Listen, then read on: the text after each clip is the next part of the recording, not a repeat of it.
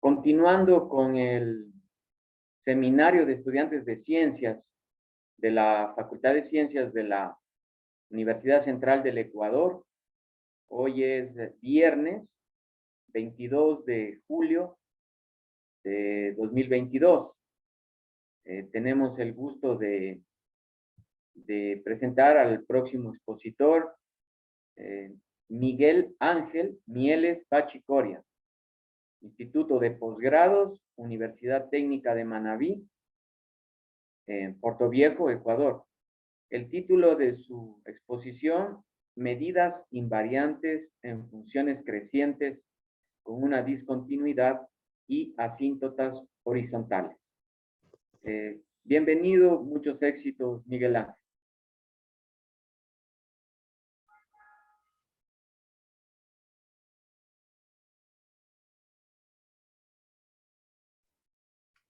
Buenas tardes, disculpen si me escuchan ahora.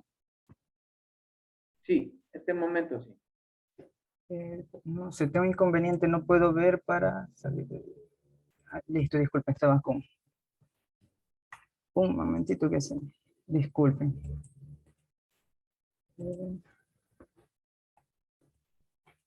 Estaba con esto.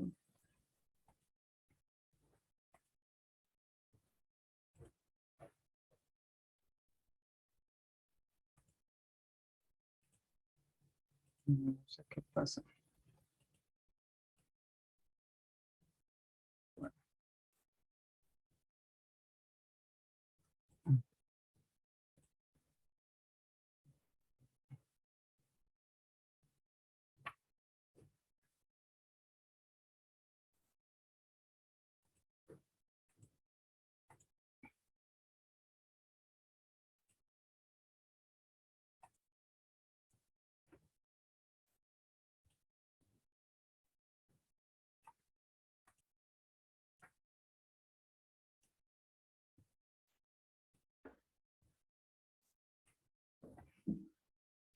Listo.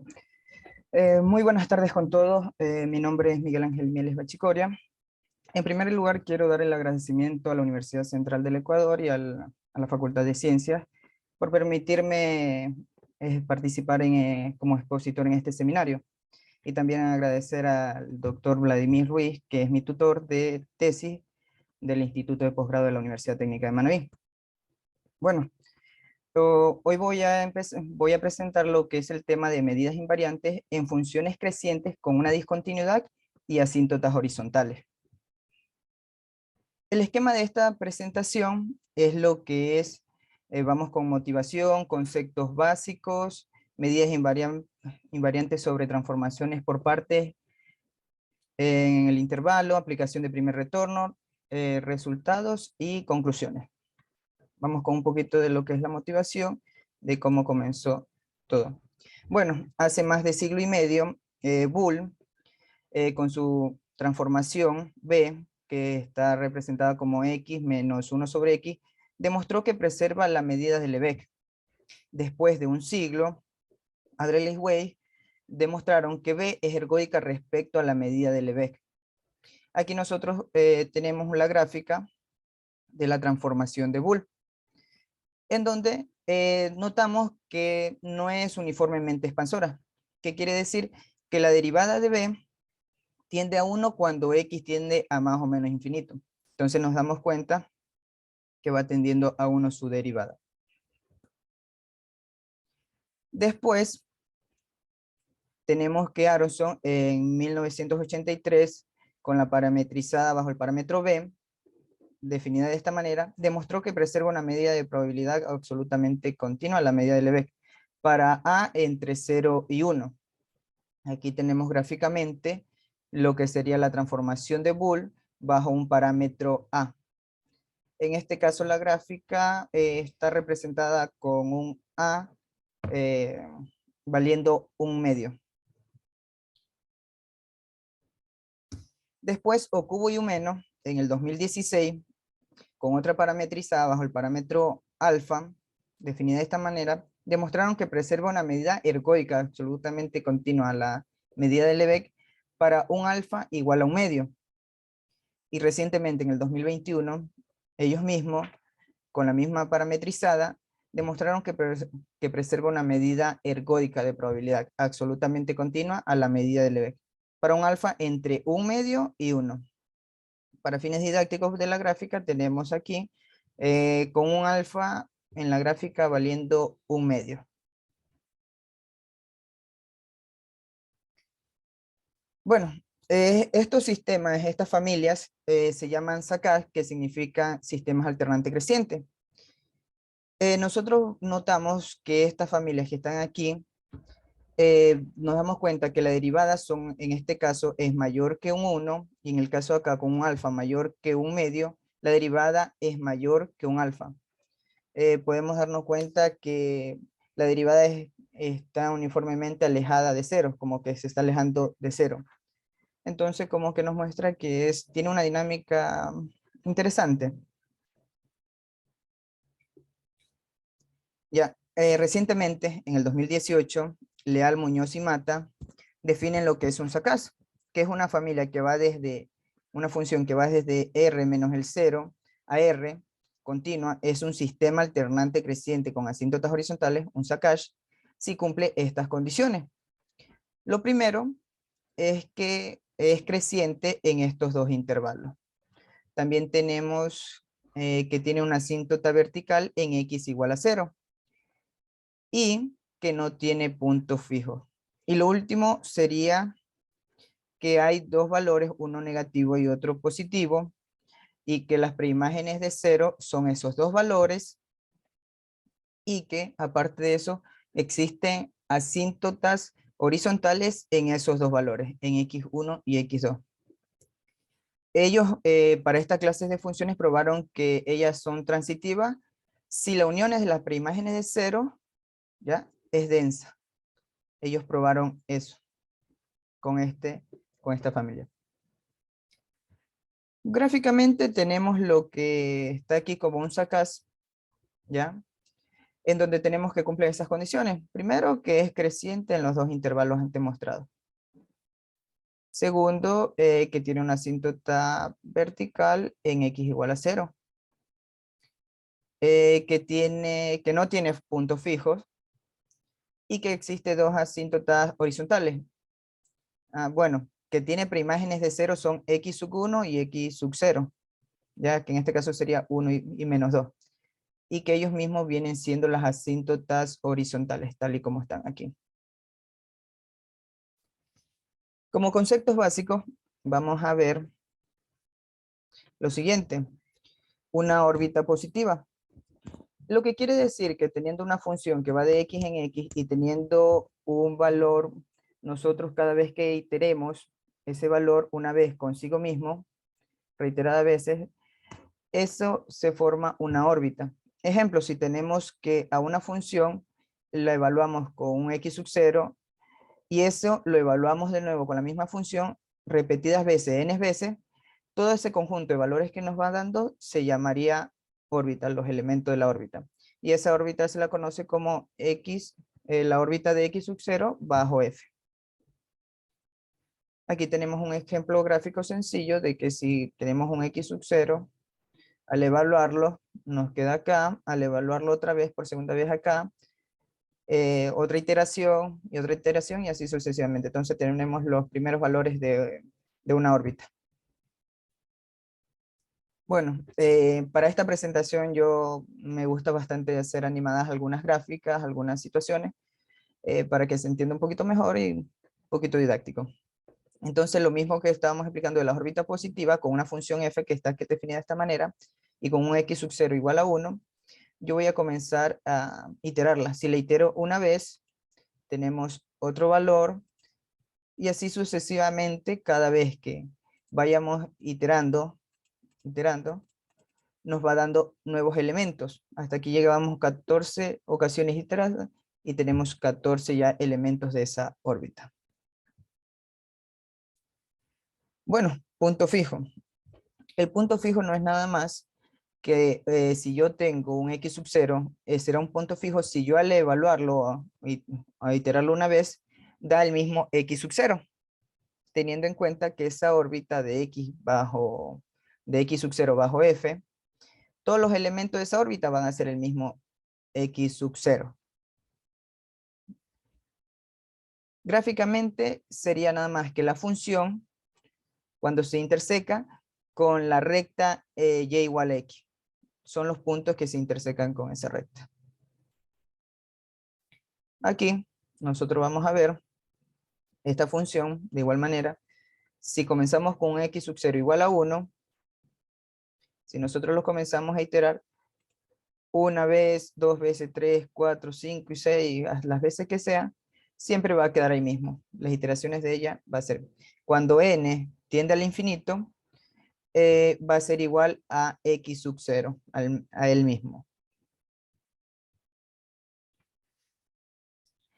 Puntos periódicos. Lo que es puntos periódicos no es nada más que ver cuando uno itera una función y llega a sí mismo en alguna iteración, en una iteración n, un ejemplo. Entonces, el periodo de esa órbita que vamos a tener, será de periodo k, o sea, el mínimo n que se necesita para que la iteración del n veces dé el mismo. Un ejemplo gráfico de una función sería lo siguiente. Si tenemos con un x sub 0 igual a 1, si lo iteramos una vez, da 2, si lo iteramos otra vez, da 3, si lo iteramos otra vez, da 1. Y eso, si lo iteramos otra vez, da 2. Entonces tenemos una órbita de periodo 3 con esta función. Cada 3 iteraciones vuelve a sí mismo.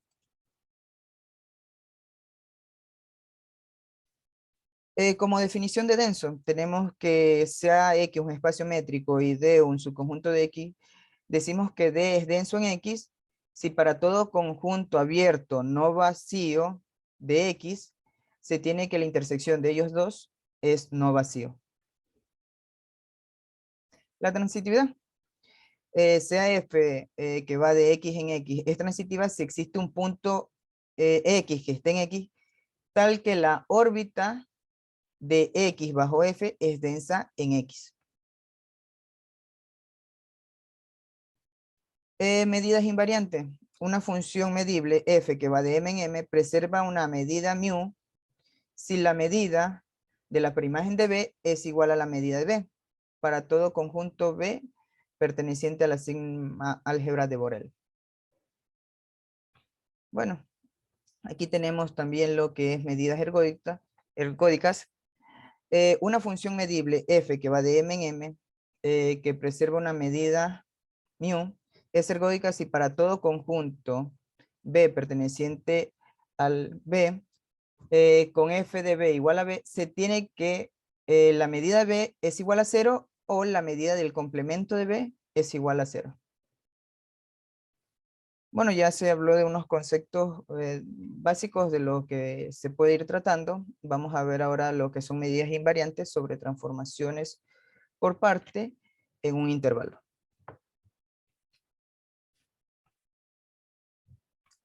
Bueno, aquí tenemos lo que es la definición de la transformación de Markov, en donde tenemos que, si nosotros tenemos que CH una transformación de I sobre sí mismo, H es una transformación de Markov si cumple estas 4 condiciones, que las voy a ir explicando con un gráfico para una ayuda visual.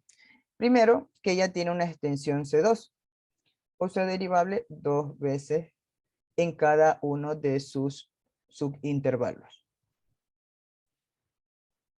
Segunda, que sea estrictamente monótona, ya sea creciente o decreciente en cada uno de esos intervalos que tenemos aquí. Tercero, que nosotros vamos a tener ya que la imagen de un intervalo tiene que dar la unión de varios intervalos. Ejemplo, la imagen de I sub 1 da I sub 2 con I sub 3, la unión. De I sub 2 da la unión de I sub 2, I sub 3, I sub 4. De I sub 3 da la unión de ellos dos y de I sub 4 da ella. No si ella es 2,5, 1,5, no, tiene que ser completo, todo el intervalo. Si hablo de todo, sería de aquí hasta acá, si son 2, 2, si es 1, 1. No es que solamente va a ser una parte y un poquito hasta la mitad. Tendría que ser todo. Y la última es que para cada uno de esos intervalos, la iteración, el iterado, en algún momento tiene que dar todo i. Un ejemplo, si yo tengo la imagen de i sub 4, da la imagen de i sub 3. Si yo pongo la imagen de i sub 3, la imagen de i sub 3 es i sub 1 y i sub 2. Ya, ahora si yo tengo la imagen de estos dos que me quedó ahora, i sub 1 y i sub 2, la imagen es i sub 2, i sub 3, i sub 4. Ahora, la imagen de estos tres que me quedó ahora último es esto, de i sub 2, i sub 3, i sub 4. La imagen ya da todo i, todo. Esto, ya con esto ya completaría todo. Y a esa parte se refiere ahí. Y entonces, si cumples estas hipótesis, es considerada una transformación de Markov. Bueno, como de una definición, lo que nos está diciendo que sea una partición finita de i, que va en el intervalo i de 0 a, una transformación de Markov H sobre i es expansiva si en cada uno de los puntos que nosotros tenemos de esos intervalos es de clase C1, tal que la derivada de ella sea mayor que 1. Mayor o igual que un alfa, pero ese alfa mayor que 1. Entonces, como teoremas tendríamos lo siguiente, que sea P una partición finita del intervalo 0a, si H va de 0a a 0a, es una transformación de Markov expansiva, entonces H tiene una única medida invariante de probabilidad ergódica equivalente a la medida de Lebesgue. Entonces tenemos que buscar estas condiciones que ya habíamos visto para obtener este teorema, que es el teorema del folclore. Bueno, ahora vamos con las condiciones de Thaler, en donde también lo vamos a ir explicando gráficamente. Tendríamos lo siguiente. Una de las primeras situaciones, la diferencia con el de Markov, es que aquí ahora cada uno de estos subintervalos, la imagen tiene que dar todo i. Un ejemplo, este intervalo y tiene que dar todo i. Este intervalo y tiene que dar todo. Tal y como se muestra aquí, en cada uno de los intervalos tiene que dar todo. Otra de las cosas es que sea 2 veces diferenciable, como se muestra gráficamente, podríamos verlo. Tendríamos también, listo, que si tenemos un punto fijo, en este caso, si tenemos un punto fijo con derivada igual a 1, tenemos dos puntos, sería este y este, lo que nos pide es que sea decreciente por si me voy para la izquierda, decreciente, y si me voy por la derecha, creciente. En este caso, se va por la derecha, creciente, sí. Está. También que sea expansora, o sea que cada uno de esos puntos que están aquí, cada uno de esos puntos, tenga una derivada mayor que 1, sin este punto, excluyendo justamente los puntos fijos indiferentes. Bueno, y que sea monótona, totalmente creciente o decreciente. Y la T4, que gráficamente no está ahí, pero nos dice lo siguiente, que la derivada segunda sobre el cuadrado de la derivada primera sea acotado. Pero para esto se basa en unos cálculos, por lo menos en las demostraciones que hicimos, nos basamos en unos cálculos.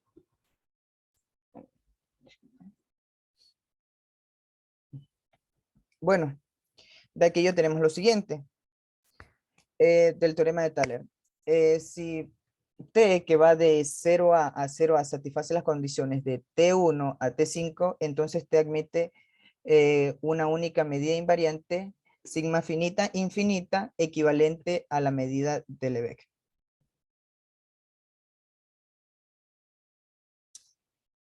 Con la aplicación de primer retorno tendríamos lo siguiente. Lo que nos piden aquí es que cada vez, como para simplificar, cada vez que tengo un subconjunto y en ese subconjunto está iterado, yo busco que en algún momento al iterar, puede que salga de ese conjunto, pero algún momento tiene que regresar ahí mismo, o va a regresar ahí mismo. Entonces, a esa parte vamos con la aplicación de primer retorno, que ya ahorita con una gráfica que pienso mostrar para que sea un poquito más clara la definición. En esta de aquí, lo que nosotros tenemos es que mm, si tenemos una aplicación de primer retorno y tiene una medida invariante mu sub a, es extenderla a todo el espacio, o sea que de lo local se vaya a lo global, o sea de la aplicación de primer retorno se vaya a toda f, a toda la función en general. Bueno, aquí tenemos como observación que en la proposición anterior, suponga que X, un subconjunto de los reales y A contenido en X, con la medida de A positiva, si mu sub A, la medida de sub A, es absolutamente continua a la medida de Lebesgue normalizada en A, entonces mu es absolutamente continua a la medida a la de Lebesgue restricta a X. Vamos a ver y ahorita con unas explicaciones todo un poquito más detallado. Ya, en esta parte, como proposición, tenemos que si la preimagen tiene una medida ergódica, si tiene una medida ergódica, f total, la función, quien dice global, también tiene una medida ergódica. O sea, nos iríamos de lo local a lo global. Bueno, aquí vamos con los resultados, haciendo una presentación más gráfica donde tendríamos lo siguiente. Bueno, nosotros tenemos o definimos una familia F bajo estos parámetros, todos siendo positivos, reales positivos, que está dada de la siguiente manera. Si X es menor a 0, esta rama negativa queda de esta manera, y si X es mayor a 0, quedando de esta manera la rama positiva.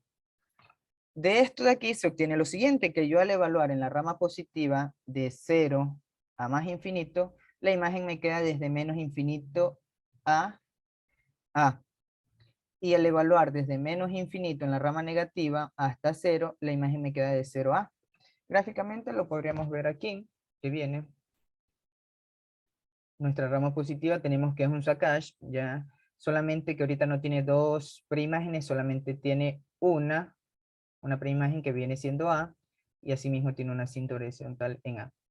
Pero bueno, regresando a esta partecita aquí, si yo evalúo de 0 a más infinito, si yo evalúo de 0 a más infinito todo esto, lo que tendremos de imagen es desde menos infinito hasta A, que es lo que llega, lo que tenemos aquí. Y si yo evalúo de menos infinito a 0, desde menos infinito a 0, nuestra imagen me queda justamente desde 0 a más infinito, que es lo que tengo aquí. Continúo. Aquí presento una animación cómo van a ser las iteraciones de ella, para que se den cuenta un ejemplo de lo denso que puede ser y solamente con unas cuantas iteraciones. Dejando en claro que bajo esta familia, con estos 4 parámetros, yo la gráfica la tengo con 1, 1, 1 y 1. Están todos de 1. Y con un x sub 0, siendo raíz cuadrada de 3 menos raíz cuadrada de 2, valor inicial. Y los puntos que se van a estar mostrando aquí en la pantalla van a estar definidos de esta manera.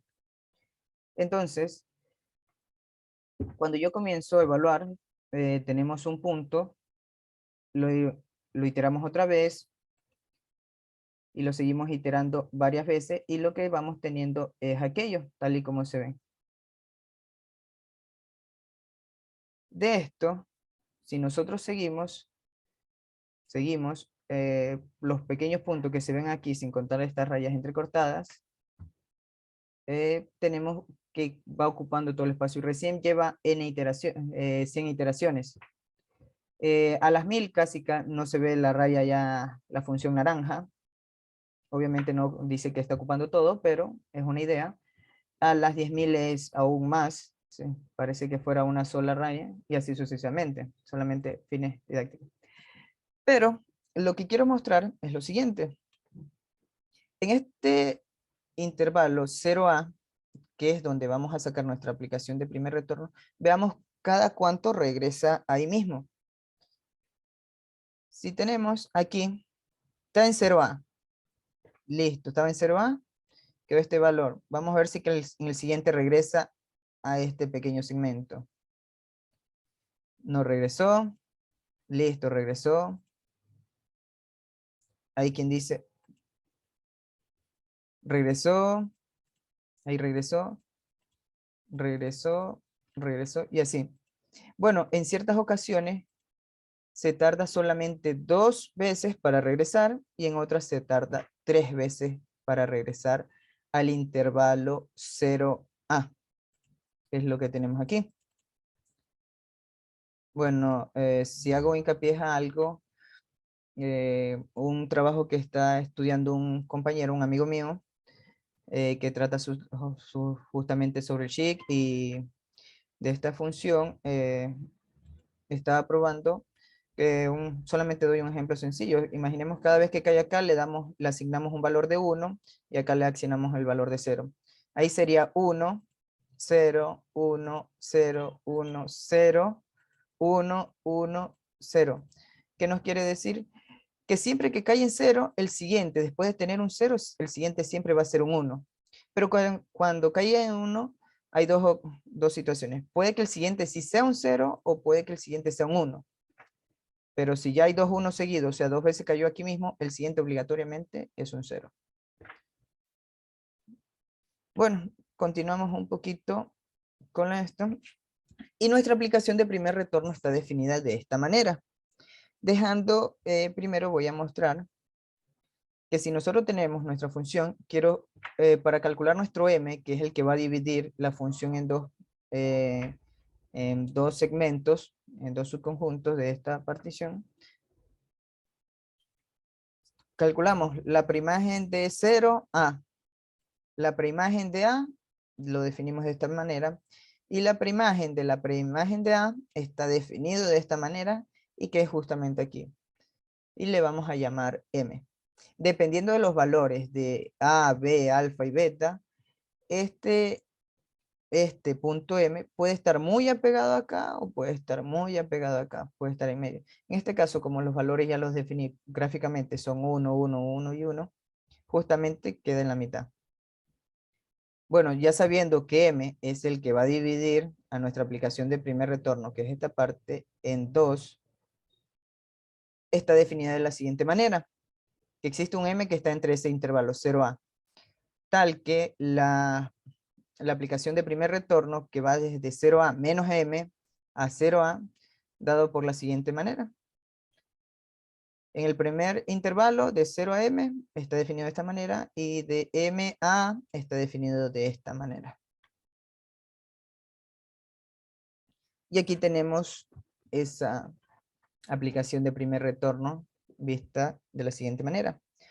Ahora bien, también se demostró que cuando un punto está aquí de 0 a m, necesito iterarlo 2 veces para que él regrese a un punto de entre 0 a.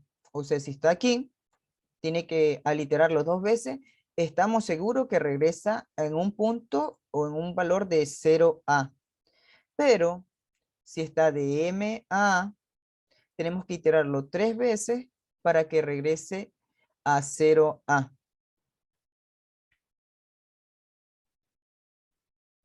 De ahí nosotros tenemos lo que, esa misma aplicación de primer retorno que está aquí, la vemos acá, y en donde también se calculó, se demostró que en x0, que diga en 0, nuestra función vale 0, está aquí.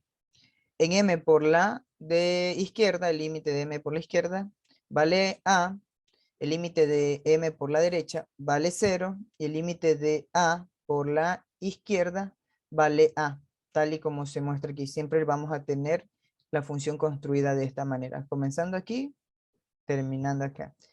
Puede tener varias formas, ya como lo vimos ahorita, ya no está justamente, no lo vemos en la mitad a mitad, ya está un poquito más recorrido y va teniendo ese tipo de forma dependiendo de los parámetros antes mencionados. Aquí una aplicación de cómo iría ella, a lo que yo la voy, va iterando n veces aquí mismo ella, ya que esta es la que vamos a estudiar. Y después de 100 iteraciones tenemos que ha recorrido esto. A las 1000 casi ya no se ve nada, y a las 10.000 no se ve casi, así como que ya no se ve nada, es porque ya anduvo por todos casi los lados de esta partecita. Vamos viendo, si yo les muestro aquí, al principio, cuando cayó el primer punto, 2 veces se tardó y volvió acá. 2 veces se tardó, porque estamos en esto, en la original, 2 veces se tardó, 2 iterados y volvió acá. Y aquí comienza 3 veces para llegar al mismo, de nuevo 3, de nuevo 3, 3 porque está cayendo aquí mismo, de nuevo 3, y aquí 2 veces para ya de nuevo regresar. Y así. Si está aquí, tarda 3 veces para regresar a 0A. Si está aquí, tarda 2 veces para regresar a 0A. Bueno, de esa aplicación de primer retorno, tenemos que su derivada primera y derivada segunda están definidas de esta manera. De 0 a m, de m a a, y aquí lo mismo, de 0 a m y de m a, la derivada segunda. Y aquí, haciendo cálculos, si alfa por beta es igual a 1, lo que vimos anteriormente, todo esto se reduce a esto, siempre y cuando alfa por beta sea igual a 1. Como observación tenemos que si tenemos que alfa por beta es igual a 1 y beta es mayor que 1, entonces esta expresión va a ser menor que esta expresión aquí. Bueno, y aquí tenemos lo siguiente, también un lema, que si alfa por beta es igual a 1 y beta es mayor que 1, y tenemos un b que está entre estos valores, entonces existirá un lambda mayor que 1, tal que la derivada de ella va a ser mayor que lambda. Para todo punto que nosotros tengamos en este intervalo, en lo que es 0a menos m, ¿no? Tal y como se muestra aquí. Hasta los límites, o sea, en los extremos, va a ser mayor que 1, siempre y cuando se cumpla estas condiciones, o sea, que sea expansora, siempre que sea mayor que 1 en cada uno de sus puntos. Gráficamente tenemos eso, lo que nos decía anteriormente, aquí está. En cada uno de esos puntos, con estas condiciones, A y B, ¿ya? Y alfa por beta va a ser igual a 1, a beta mayor que 1, y hay otras condiciones, estas condiciones que decían aquí, con estos valores se cumple. Aquí cada uno de los puntos, la derivada es mayor que 1. Bueno, de aquí también tenemos que si tenemos una transformación de primer retorno y tenemos estas condiciones que están aquí, ahora beta está en este intervalo pero cerrado, ya puede estar en los extremos, entonces el límite en los extremos puede ser mayor o igual que 1, ya puede ser mayor o igual que 1. ¿Ya? Y también tenemos que el límite de x tendiendo a 0 por la derecha será igual a 1, pero sí, solo si alfa, beta sean igual a 1. Cumplen la condición de acá, pero ahorita más ya sean igual a uno de ellos. Y que A al cuadrado sea igual a B. Ahí va a tener una derivada igual a 1 en los extremos. Bueno, y aquí vamos a los resultados principales, que serían justamente 3 teoremas. Voy a hacer el esquema de uno, más que todo, que es el primero. Si tenemos a alfa y beta en los reales positivos, si tenemos esta condición, esta y esta, que ya la habíamos visto anteriormente, entonces F admite una única medida de probabilidad ergódica equivalente a la medida de Lebesgue. Veamos el esquema de aquello. Primero, un poquito de las gráficas de cómo serían más o menos esos puntos. Si yo hablo alfa por beta es igual a 1, sería toda esta curva que tenemos aquí en el plano alfa beta. Pero si me dice que beta tiene que ser mayor o igual que 1, entonces sería solamente esta espacio de curva, esta semicurva que tendríamos aquí. Todos los puntos que cumplan aquí. Con estas condiciones de aquí. Pero con las condiciones de acá, cada vez que yo tome un alfa, que diga un A, tendré que escoger, tendré que escoger uno de estos puntos que estén aquí en este intervalo abierto, sin los extremos, ¿no? Cualquiera de estos puntos cumplen la condición del teorema anterior. Si yo doy un A igual a 2, los puntos que cumplirían serían desde aquí hasta acá, sin tomar los extremos. O sea, sería abierto. El esquema de la demostración tendríamos lo siguiente, que por la proposición 3 que lo habíamos visto anteriormente, F tiene una aplicación de primer retorno, ¿ya? Y eso se demostró, F sí tenía una aplicación de primer retorno que era F sub I, que nosotros ya la vimos. Bueno, también probar que I satisface todas las hipótesis del teorema de Folklore, en donde tenemos lo siguiente, en primero que en nuestra F sub I, nuestra aplicación de primer retorno, tiene dos subconjuntos de la partición, como ya lo habíamos visto. Y demostrar que es de extensión C2 en cada uno de los intervalos. Que al principio eran justamente abiertos, pero con los cálculos y todo se mostró que no, que se podían extender a C2 en 0, M y A, o sea, hacerlos cerrados. Ya, y usando las proposiciones 4 y el lema 1, se tenía que esta derivada que teníamos aquí y la derivada segunda que no está en los cálculos, podía cumplir esas condiciones.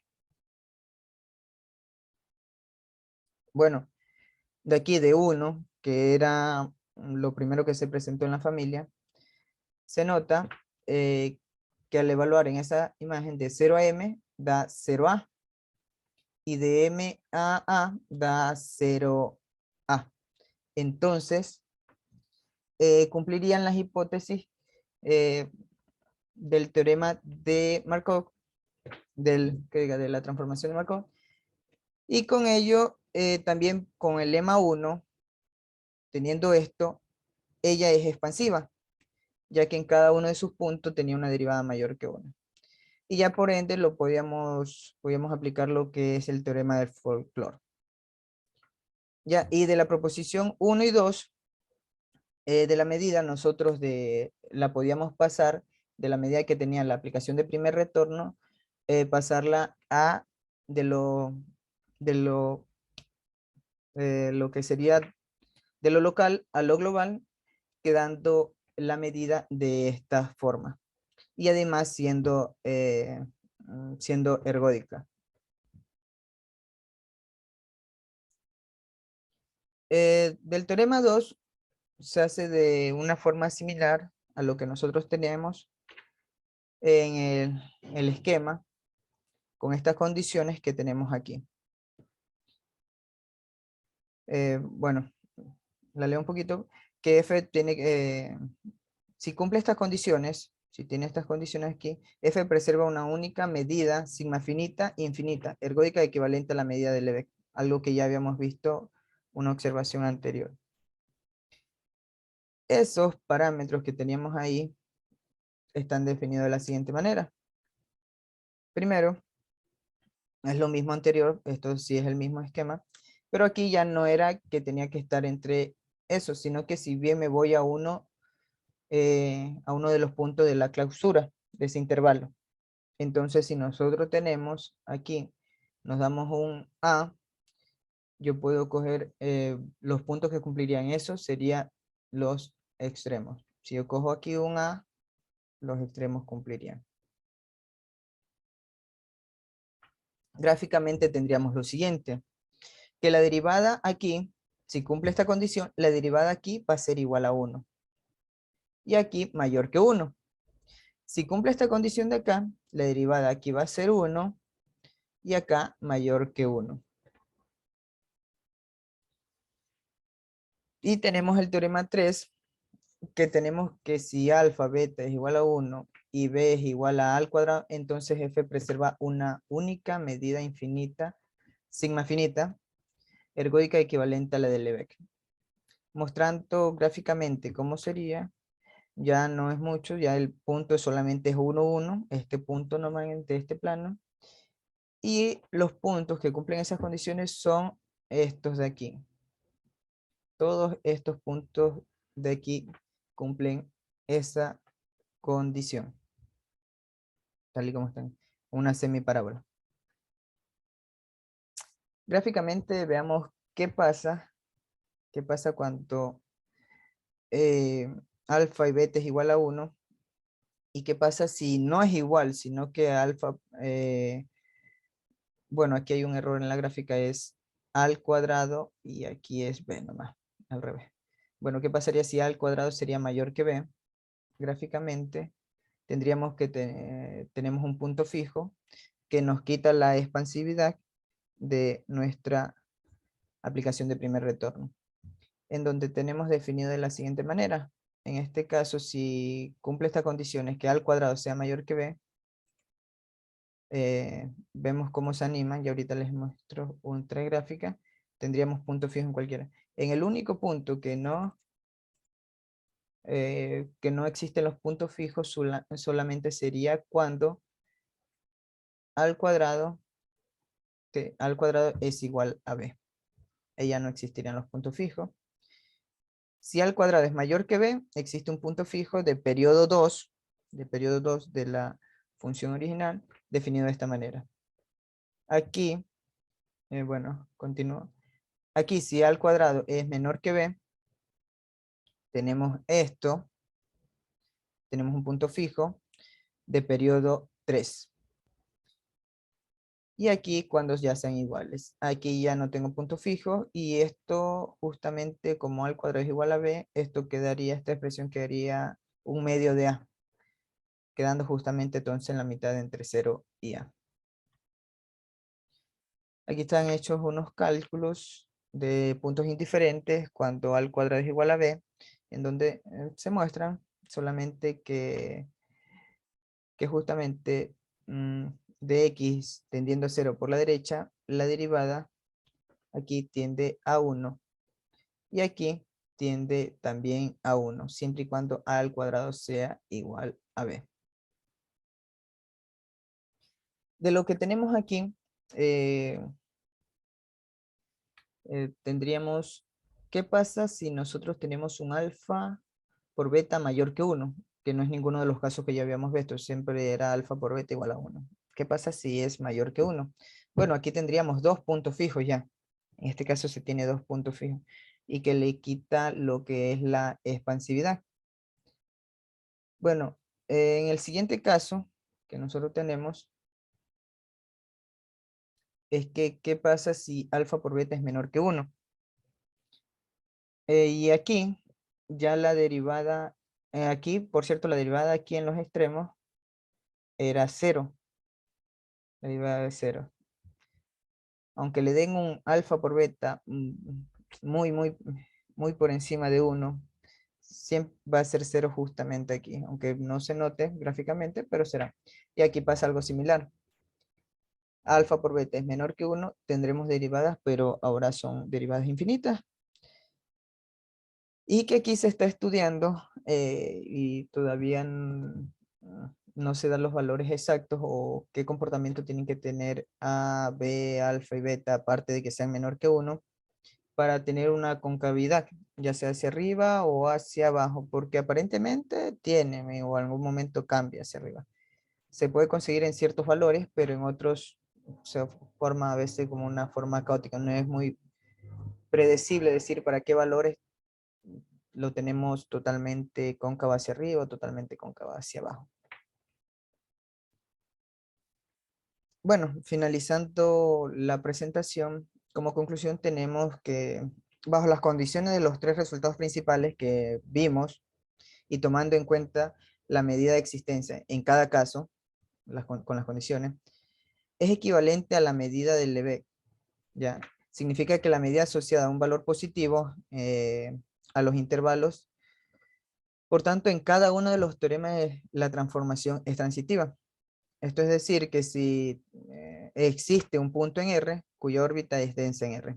Para los tres casos se llegó a eso, faltando estos casos por estudiarlos o dar unos resultados más precisos, porque se tienen, de este se tiene algo, pero todavía falta pulir algunas cositas pequeñas. Bueno, eso sería toda mi exposición.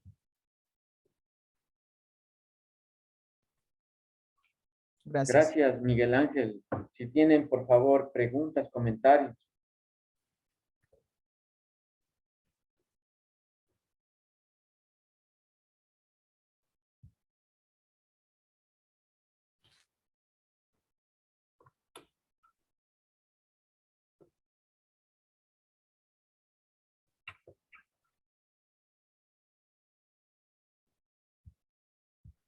Muy bien, felicitaciones, Miguel Ángel, y también al profesor, al doctor Luis Vladimir Ruiz Leal. Muchos éxitos. Gracias. Gracias, Miguel Ángel. Entonces, esperamos hasta la próxima sesión. Gracias.